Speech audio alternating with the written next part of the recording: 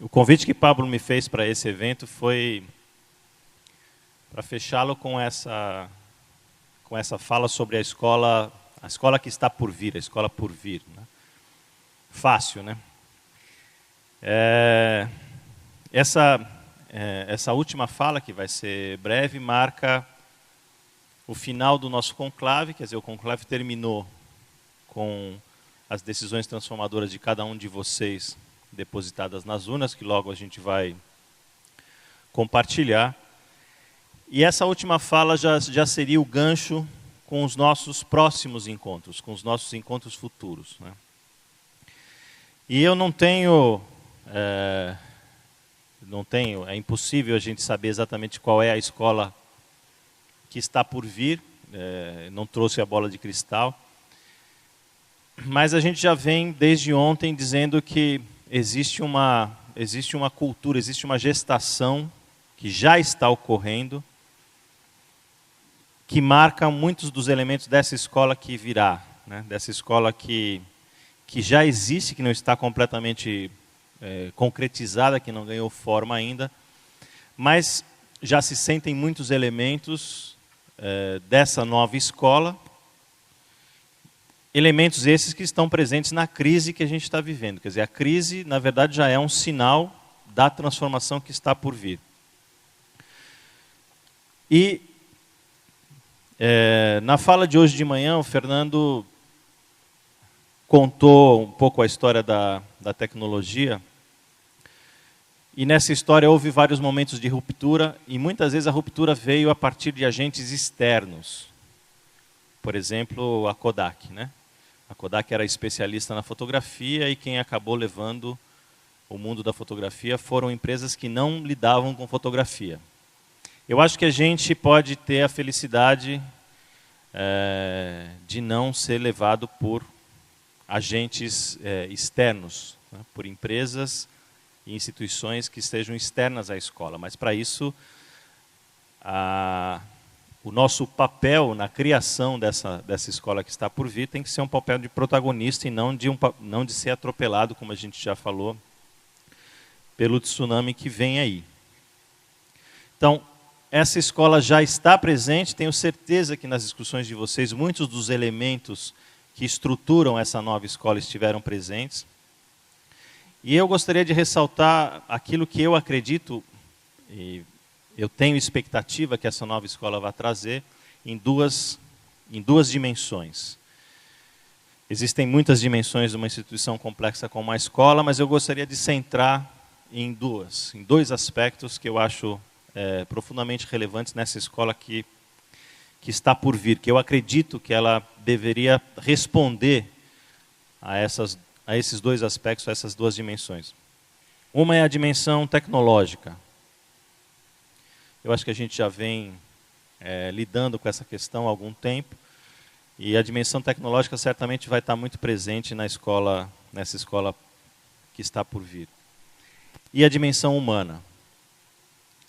Começo com a dimensão tecnológica, que é bastante complexa, mas acho que não tem a complexidade da segunda, que é a dimensão humana. Na dimensão tecnológica, já faz muitos anos que a gente vem utilizando ou testando elementos de tecnologia na escola. Não foi o tablet ou a lousa digital que trouxe a tecnologia para a escola. Acho que todo mundo aqui se lembra da enciclopédia em CD-ROM, dos games que surgiram muito lá atrás, dos laboratórios de informática. Vamos ensinar programação ou não? Como a gente vai usar a tecnologia? Fica em sala de aula, fica fora da sala de aula. Então a gente tem esse embate com a tecnologia já há muitos anos. Não é uma coisa do século XXI, é uma coisa que a gente já vem lidando com ela praticamente desde que os computadores pessoais começaram a surgir. E eu acho que a gente vai ter que passar por uma transição no uso da tecnologia, que é uma transição conceitual, é uma mudança de paradigma, para ficar na expressão mais comum.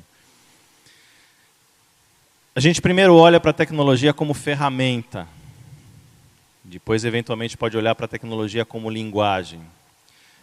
Eu acho que a tecnologia não é ferramenta. Se a gente colocar a tecnologia na dimensão da ferramenta, a gente está errando. E eu posso usar como exemplo, fazendo uma analogia com as matemáticas, né?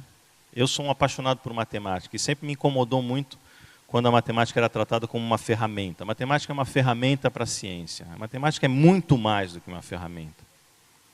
Ela pode ter surgido como uma ferramenta, que auxiliasse as medidas, que auxiliasse a contagem, mas a partir daí a matemática foi criando padrões e conceitos e abstrações próprios da matemática, e a partir dessas abstrações e desses conceitos foram surgindo outros que têm tal complexidade que não são possíveis de serem traduzidos em qualquer outra linguagem a não ser a da matemática.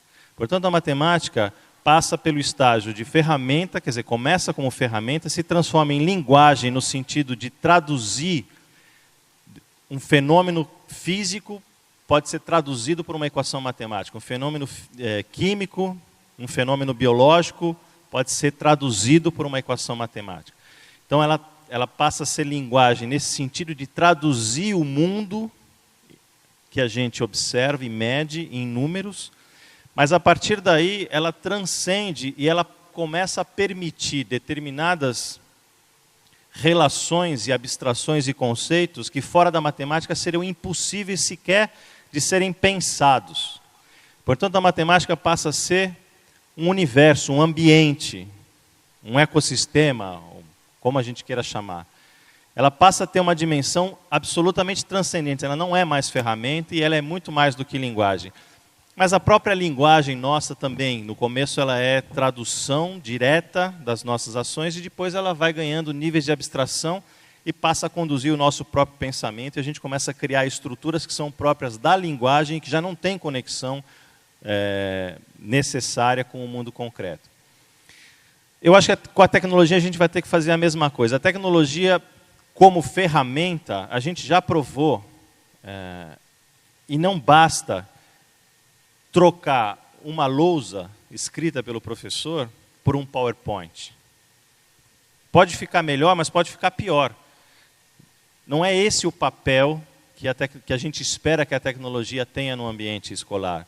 De simplesmente substituir determinadas ferramentas que a gente já possui por outras, que podem ser melhores. É claro que assistir uma animação pode ser melhor do que uma figura estática num livro. Pode ser melhor, nem sempre é. Então também existe uma crença de que basta que seja digital para ser melhor. Às vezes é, às vezes não é.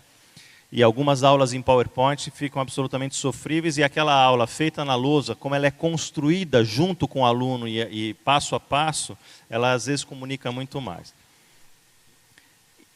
A tecnologia então vai fazer mais ou menos o mesmo caminho. Ferramenta, linguagem, né? Quando a tecnologia começa a virar uma linguagem, quer dizer, quando a gente começa a utilizar traduções de algumas ações e de alguns conceitos nossos na linguagem da tecnologia, mas aí ela transcende, ela vai criando estruturas próprias dela. Os nossos alunos têm absoluta certeza disso, eles já usam a tecnologia dessa maneira. A tecnologia permite determinadas formas de comunicação e de trabalho compartilhado que sem elas são impossíveis e sequer podem ser pensados. Não é uma tradução do ambiente que existe hoje numa nova ferramenta, é outra coisa. Tradução é eu pegar a enciclopédia britânica e colocar num CD-ROM. Isso é tradução. É a mesma enciclopédia. Ela está num formato mais prático, mas é exatamente a mesma coisa. Não tem mudança conceitual aí. Mudança conceitual é quando a minha enciclopédia Barça, britânica, etc., que todas desapareceram, vira Wikipedia. Vira uma enciclopédia construída coletivamente. E essa construção coletiva de uma enciclopédia, em que as pessoas vão lá, opinam, participam, dizem está certo, está errado, tem questões políticas envolvidas e tal, só é possível com a tecnologia. Não existiria outra forma de construir a Wikipedia se não fosse com o uso da tecnologia. Então, a gente vai ter que avançar para esse nível em que os alunos já estão, quando eles jogam games coletivamente, quando eles se comunicam com pessoas do mundo inteiro, quando eles transcendem o próprio país, o próprio idioma, eles estão fazendo um uso da tecnologia que não é ferramenta e já não é linguagem, é outra coisa, é um ambiente. Eles estão completamente imersos em um outro ambiente que proporciona coisas que antes seriam impensáveis. E é esse o uso da tecnologia que vai transformar a escola, e não aquele que simplesmente traduz as nossas ações cotidianas em uma forma um pouco mais prática.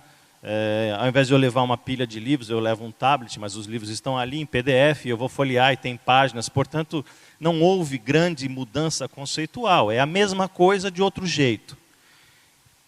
E os e-books estão mostrando que isso não vai muito longe, né? Os e-books tiveram uma venda, os livros eletrônicos tiveram uma venda explosiva e já caiu. Porque o livro em papel é mais prático, é mais agradável de ler, porque os leitores, não sei qual é a razão, existem especialistas aí tentando descobrir por quê.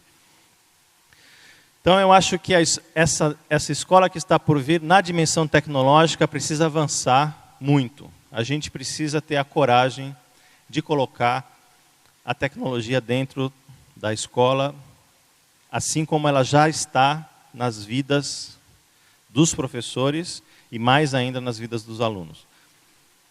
É fácil fazer isso? Obviamente não, porque isso rompe com a própria rotina. É mais fácil, a tradução é mais fácil, né? Eu troco a lousa por uma lousa digital, eu troco o que o professor escreveu por um PowerPoint, eu troco uma imagem no livro didático por um vídeo. Bom, essa é a parte fácil, e que muitas vezes não funciona muito bem. Porque aí está sem bateria, não ligou, a rede caiu, sei lá. A parte complicada é, de fato, esse ambiente proporcionado pela tecnologia ser, de fato, utilizado como o ambiente de aprendizagem. Aí é outra história. Aí a gente vai ter dado um salto conceitual. Então, isso era uma reflexão que eu queria dividir com vocês com relação à dimensão tecnológica dessa escola que está por vir. E aí vou para a dimensão humana, que eu considero a mais importante, aquela que é transcendente e aquela que volta, que devolve a gente para o debate original, que é carregar de significado essa instituição que a gente chama de escola. Que o foco dessa nova escola que está por vir não seja mais nas disciplinas, e sim nos alunos. Que eles sejam, de fato, os protagonistas. Que um aluno não seja a avaliação que ele fez, a nota que ele tirou, a prova que ele tem que fazer, que a gente não tenha na escola como foco a física, a química, a biologia, o conteúdo, mas que o foco seja esse estudante e o desenvolvimento das capacidades que ele tem.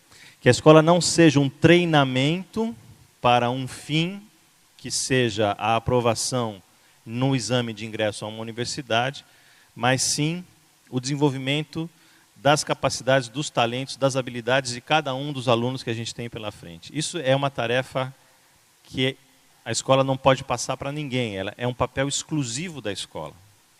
E só ela pode fazer isso. Mas a gente não pode olhar para um aluno e, de maneira impositiva, definir o curso que a vida dele vai tomar, para que ele se transforme num profissional X. O que é importante é que a gente olhe para cada um desses alunos, saiba avaliar as potencialidades de cada um desses alunos, os desejos de cada um desses alunos, os talentos de cada um desses alunos, e que eles se sintam, de fato, valorizados por essa escola e que as habilidades que eles já carregam, afinal de contas, eles estão prontos como pessoas, eles não são um futuro X, um futuro profissional Y, eles são o que são naquele momento. Mas é muito importante nós temos clientes que são as famílias e o que as famílias querem é que seus filhos ingressem nas universidades. Não é verdade isso. Não é isso que as famílias querem fundamentalmente. O que as famílias querem fundamentalmente é que eles sejam adultos exitosos e felizes. É isso. Só que as famílias traduzem, simplificam esse objetivo em entrar na universidade. Porque dali para frente parece que está tudo resolvido. E é exatamente o dali para frente que não está resolvido. Então a gente tem que acreditar que se a gente desenvolver nesses alunos as suas capacidades, se esses alunos tiverem autonomia, confiança neles mesmos e os seus talentos desenvolvidos, a aprovação nessas provas, sejam elas quantas forem, vão ser consequências e não a meta. A meta não pode ser a aprovação num exame de vestibular. Isso é uma meta muito curta, isso é uma meta muito pequena. Quando você fala de um estudante, de uma pessoa, de um aluno. É uma meta... um aluno é muito mais do que a nota que ele tira numa prova, ele tem que ser muito mais do que isso. E como eu posso saber quais vão ser as profissões do futuro, e se ele de fato quer ser engenheiro, ou médico, ou advogado, ou se ele quer ser cantor, músico, artista, pintor? Vejam, eu acho que se vocês lerem entrevistas de 100 artistas, 110 deles vão dizer que o período deles na escola foi puro sofrimento. Se existem pessoas absolutamente desajustadas dentro do ambiente escolar, são os artistas. E é curioso, porque a gente admira os artistas incrivelmente, mas a gente massacra todos os potenciais artistas que a gente encontrar pela frente. É uma máquina de moer carne impossível, impossível. Então, eu acho que é muito importante que a escola volte a olhar para o aluno e não currículo, avaliação, tudo isso vai continuar fazendo parte das nossas vidas, mas isso não pode ser o foco, não pode ser o centro das nossas atenções. O centro tem que ser o aluno e toda a sua complexidade, todos os seus talentos, os seus desejos, suas aptidões, que a gente precisa ajudar a desenvolver, que assim, a gente precisa ajudar a que ele tome confiança das suas capacidades e desenvolva essas capacidades da melhor forma possível. O aluno é muito mais do que a nota que ele tira numa prova e a escola tem a obrigação de dizer isso a ele e de demonstrar isso para ele. É isso, gente. Obrigado.